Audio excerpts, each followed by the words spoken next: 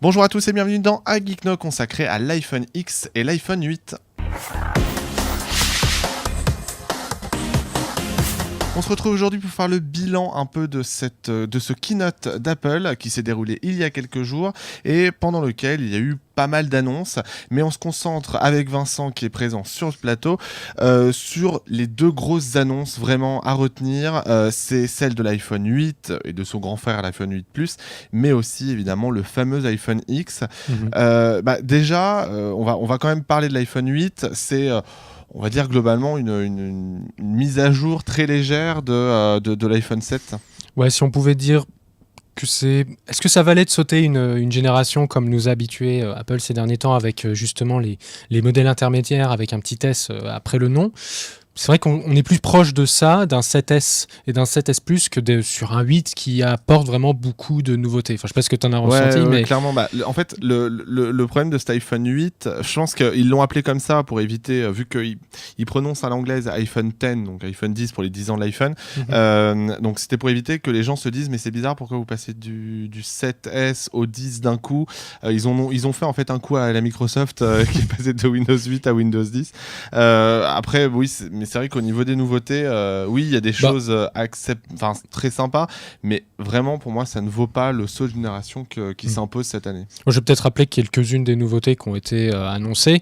Déjà, il y a la nouvelle puce A11 Bionic. Ouais. Donc déjà, ce nom, bon, pourquoi pas. Un peu ridicule. On annonce en quad-core, 70%, il est 70% plus rapide que la génération précédente. Donc voilà, bon, on nous annonce toujours ça. Il y a plus de puissance graphique également. Pas de grande nouveauté au niveau du capteur photo. Il peut néanmoins filmer en 4K à 60 fps. Ça c'est le gain de puissance qui permet justement de passer le palier. Oui. Pareil ouais. Pour le slow motion, on peut enfin filmer en 1080 à 240 fps. Avant c'était juste pour du 720. Donc c'est plutôt une nouveauté appréciable parce qu'ils ont pas mal misé sur la photo, je trouve, avec le 7 Plus c'est pour qui est le double capteur. Voilà, après c'est pour ça que sur l'autre nouveauté du 8 et du 8 Plus, c'est à chercher au niveau de l'écran qui part sur du True Tone et qui permet justement aux photographes en herbe, parce que évidemment c'est toujours pas un excellent réflexe, mais ça reste quand même un bon téléphone pour prendre des photos. Ils l'ont encore montré durant cette conférence, et l'écran True Tone permet justement d'avoir de véritables couleurs adaptées à la luminosité ambiante, pas avoir une photo qui soit trop claire où on a l'impression de l'avoir ratée. Bon, après on retouche toujours un peu sur des logiciels après, mais là ça permet d'avoir un rendu un peu plus fidèle, de se dire la couleur est pas mal, je n'ai pas besoin de la refaire ou quelque chose. Après, moi la chose aussi qui m'a beaucoup plu sur ce 8 et 8 Plus, ça va être la surface en verre à l'arrière, parce que c'est vrai que c'était moi j'ai un 6, tu as un 7, mais c'est quasiment la même chose en termes de design. L'arrière est quand même très problématique en termes de rayures. C'est cet aluminium brossé qui est pour moi pas terrible, qui marque vraiment. Alors évidemment noir 2G, la fameuse couleur noire très intense qu'ils avaient mis en place l'année dernière, a montré ses faiblesses. Un an plus tard, on peut voir certaines photos, c'est assez incroyable en termes de rayures. Et d'ailleurs, le noir 2G ne sera pas de retour sur 8 et 8 Plus. Ils ont dû avoir les retours. Ils se sont rendus compte qu'il valait mieux pas, effectivement, en termes d'image de marque, ça le fait pas trop. Ils ont annoncé quand même la recharge rapide. Bon, pas de la recharge rapide entre guillemets made in Apple, parce que bon, il y a que la batterie qui va être compatible avec la recharge rapide, mais ils ont annoncé un accessoire, le support, la base de recharge, c'est fait par Belkin, qui est vendu aux alentours de 60 €. Ça rajoute déjà. Oui, mais à côté, ce qui est intéressant quand même, c'est que toute cette recharge sans fil permet oui, sans fil, j'avais dit rapide. Mais il y a la recharge rapide aussi. Il y a la recharge rapide, évidemment, mais la recharge sans fil est basée sur la technologie qui est ouverte, Q, et qui permet d'utiliser d'autres appareils, et surtout d'utiliser, par exemple, l'Apple Watch, les écouteurs AirPods, de le poser sur un même socle. Enfin, l'intérêt de cette technologie ouverte, ça permet à Apple de se dire, ok, bon, on a mis le temps avant de proposer une telle option, parce que c'est vrai que ça fait des années qu'on demande à Apple de le faire. Là, ils l'ont fait, complet, mais en plus vers un format qui est très ouvert et open source. Moi, j'ai plutôt l'impression qu'ils avaient envie de gagner un peu de temps. Alors, ils sont allés voir justement, c'est Qi en fait. Non, c'est QI. Oui, pas QI. Oui. Je cherchais la prononciation. Ils disent Qi ou un truc comme ça, je crois. Enfin, ça doit être chinois, enfin, je suppose. Moi, je dis Q. Parce que j'aime être rebelle, tu vois. Et donc, oui, ils ont quand même annoncé le Power Air, ou l'air, oui, c'est ça, le système de recharge rapide, bon, qui arrivera plus tard. Tu vas pas y arriver. De recharge sans fil, qui arrivera un peu plus tard. Ils ont juste teasé un peu, et comme quoi on pourra recharger plein d'appareils en même temps. Ils n'ont pas parlé de l'autonomie sur ces 8 et 8+, je pense que parce que c'est les mêmes probablement que le 7 et le 7+. On parlera de l'autonomie lorsqu'on passera à l'iPhone X. Après, il y a quand même tu parlais effectivement je vais y arriver, du processeur A11 Bionic.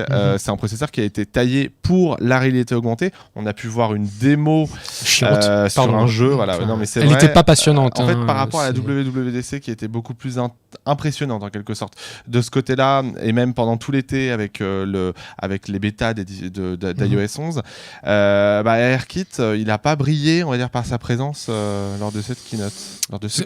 Il fallait un passage parce qu'il ne pouvait pas l'avoir annoncé plus tôt à AirKit et puis ne pas revenir dessus, c'était impossible, il fallait qu'il montre quelque chose. Cela dit, ils ne sont pas revenus sur HomePod. C'est vrai, on attendait d'ailleurs, les rumeurs disaient qu'on allait avoir des nouveaux AirPods aussi, rien du tout de ce côté. C'est vrai qu'il y a eu deux petites annonces qu'on attendait et qui n'ont pas fait d'apparition. Mais oui, c'est vrai que ces iPhone 8 et 8+, sonne, comme tu disais, plus comme une mise à jour qu'une vraie révolution. Enfin, j'aime pas utiliser ce terme en fait avec Apple parce qu'ils en ont abusé. Qu'ils utilisent eux-mêmes. Qu'ils utilisaient avant. Ils ont compris qu'il fallait pas trop en abuser. Exactement. Mais oui. Les 8 et 8+, c'est pas la révolution tant attendue par rapport à la... Je pense pas qu'il fallait le voir, d'autant plus avec les 8 et 8+, qui servent vraiment, on va dire, Apple, ils savent que l'iPhone X qui propose ce fameux écran borderless, ils savent qu'ils peuvent pas en produire beaucoup. Donc du coup, forcément, l'iPhone 8 et 8+, va probablement venir combler l'absence de l'iPhone X en termes de stock. Ceux qui n'ont pas envie de mettre un certain prix dans l'iPhone X. Effectivement, on reviendra sur les prix. Et de toute façon, effectivement, l'autre chose qui est aussi une bonne chose finalement avec l'iPhone 8 et 8+, c'est que les prix restent les mêmes. Et ça, vu qu'on était habitué à ce qu'Apple grignote un peu vers le haut au fil des générations, là, le fait que ça reste le même prix que le 7 montre que Apple est bien conscient que c'est pas une énorme évolution, mais qu'ils sont là uniquement parce qu'il fallait bien renouveler la gamme et qu'ils peuvent pas proposer du borderless sur l'ensemble de la gamme, peut-être l'année prochaine. Mais voilà. Et ça me permet justement de faire une belle transition sur l'iPhone X, donc, qui est... Bon, on savait déjà à quoi il ressemblait, on savait tout, de toute façon, de ce keynote grâce aux fuites de cet été. Malgré tout, ils ont quand même réussi à surprendre de par cet effet, effectivement, borderless, cet écran sans fin, qui est assez perceptible, notamment avec la vidéo que vous allez voir en même temps que je parle, où on voit... elle est juste derrière, de toute façon. Oui, d'ailleurs, elle est juste derrière. On voit en fait de la couleur qui vient s'écraser sur les parois de l'écran. Alors, de la belle com. C'est de la belle com, mais ça permet justement de montrer un peu les capacités de cet écran qui est vraiment assez...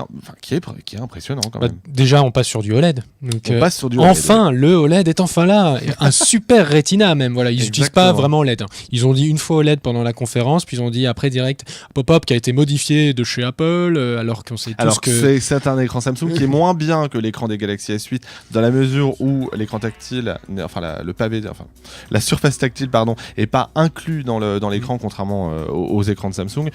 Bon, voilà. Oui, c'est plus lumineux, plus de couleurs. On connaît l'OLED. L'OLED, c'est efficace et il était temps enfin que qu'Apple propose un modèle avec ce type d'écran. Puis l'écran est quand même. Bon, tu parlais de borderless. Eux, ils disent écran sans fin, justement, parce qu'on crie beaucoup à l'imposture, parce qu'on voit quand même les bords autour. On voit un vrai bord quand même. Est-ce que ce serait pas ça, finalement, la magie d'Apple, c'est d'avoir réussi à teaser un appareil borderless, puis au final nous montrer un iPhone qui a quand même des bords, tu vois, et qui le démarque d'un iPhone S8, d'un LG, je sais plus c'est lequel, qui c'est le G, qui est aussi justement initié avec les écrans. Et ben, alors, moi, je V30 aussi. Voilà, je suis pas d'accord parce que en fait, moi, je pense que c'est un moyen pour Apple de remettre un peu les pendules à l'heure, c'est-à-dire de sortir de cette hypocrisie qui est l'écran borderless comme le propose Samsung, enfin comme veut le proposer Samsung, avec justement cet effet sans bord dont ils vantent les mérites dans les pubs. En fait, oui, il y a un effet waouh sur le Galaxy S8 ou sur le Note, mais en fait, l'intérêt d'avoir ce côté sans bord est hyper limité, alors que là, clairement, tout l'intérêt de cet écran-là, ça va être qu'il prend toute la surface du téléphone. Pas tout. Il y a une légère languette où il y a tout un tas de technologies, on y reviendra.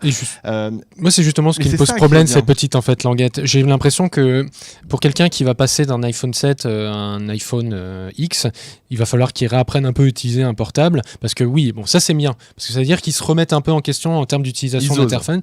Voilà, maintenant c'est un swipe vers le haut pour venir à la page d'accueil, puisqu'il n'y a plus de bouton d'accueil. Pareil, plus de boutons d'accueil, il n'y a plus de Touch ID. C'est ce qui me permet de parler justement de la petite bande noire qu'on voit au-dessus. Bon, là, c'est un peu compliqué, c'est tout petit, mais vous l'avez vu dans la vidéo. Mal mis. Mais c'est l'arrivée de Face ID, donc la caméra True Depth.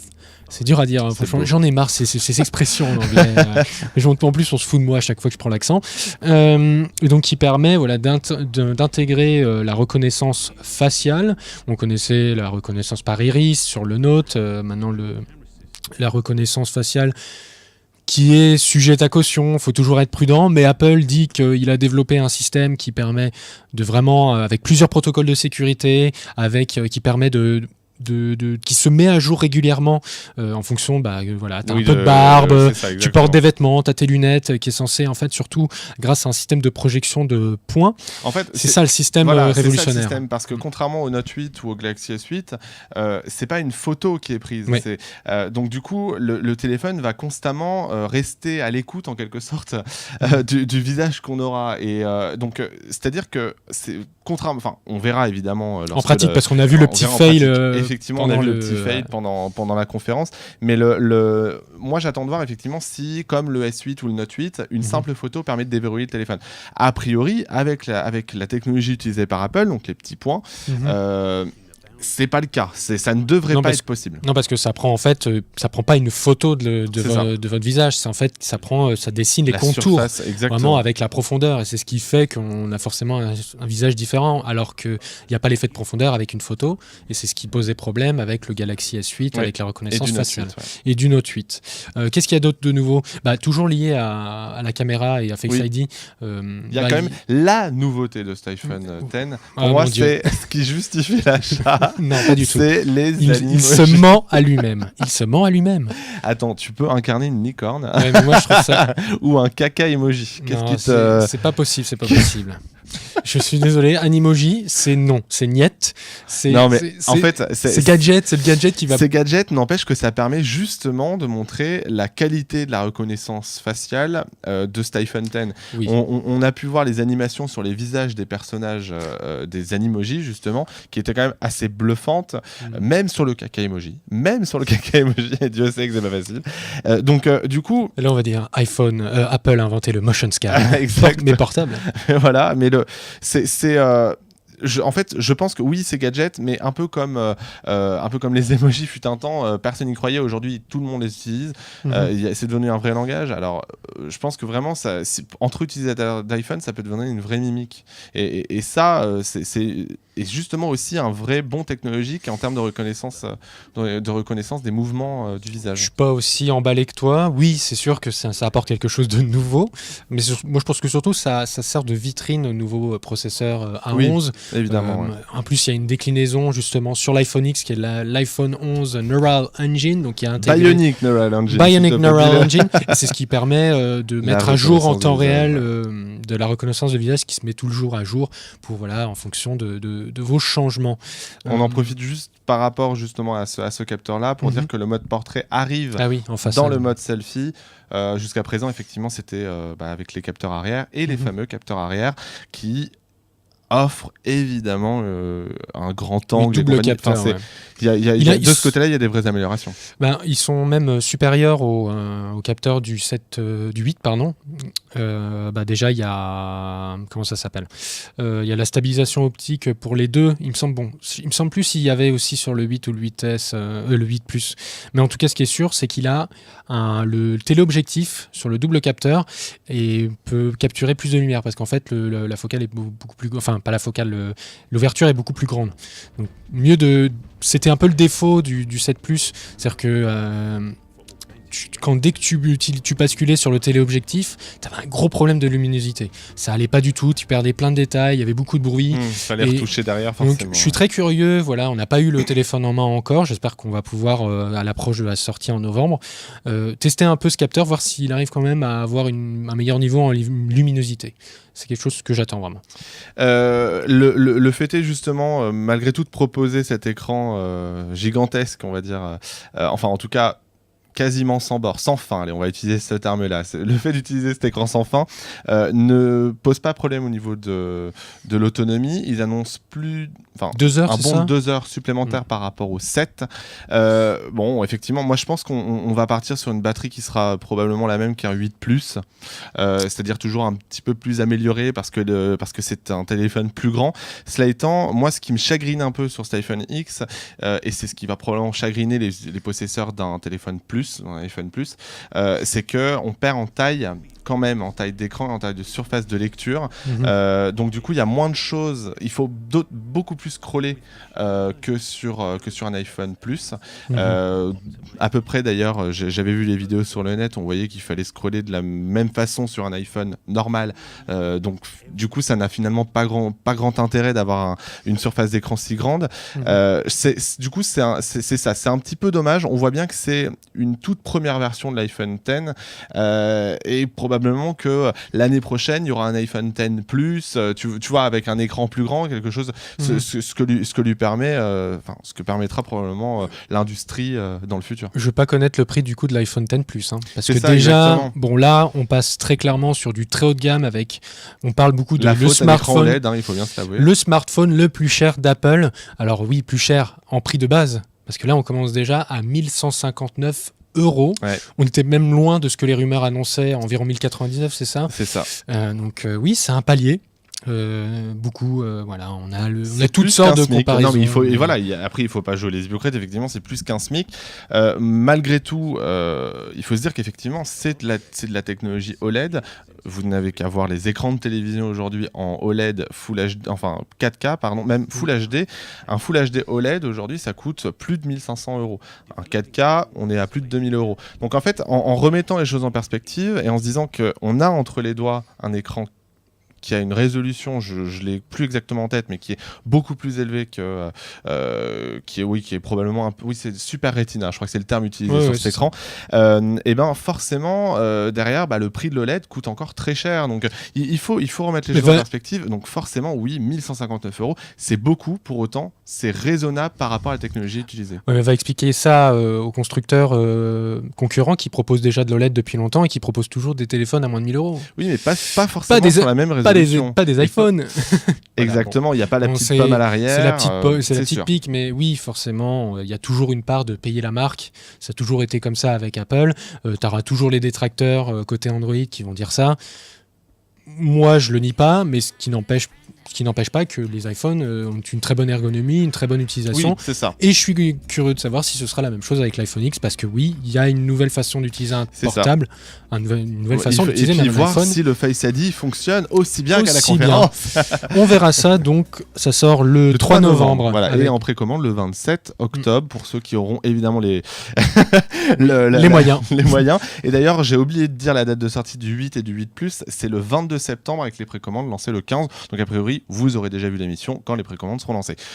Je pense qu'on a fait le tour. Il y a toujours nos comptes rendus du keynote du keynote sur IGN France. Voilà, on vous a détaillé quelques nouveautés sur l'Apple Watch Series 3 et l'Apple TV 4K. Donc n'hésitez pas à y aller et donner votre avis. Oui. Et puis nous, on vous dit à très vite sur IGN France pour d'autres avis.